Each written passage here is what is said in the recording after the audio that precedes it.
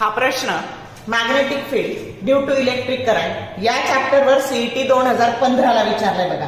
प्रश्न असा आहे, sensitivity of a moving coil galvanometer can be increased by option A decreasing the number of turns of coil, option B increasing the number of turns of the coil, C decreasing the area of the coil, and option D by using the weak magnet. आता current सेन्सिटिव्हिटीचा जो formula असतो तो असतो d theta by di that is equal to sensitivity that is equal to NAB divided by K.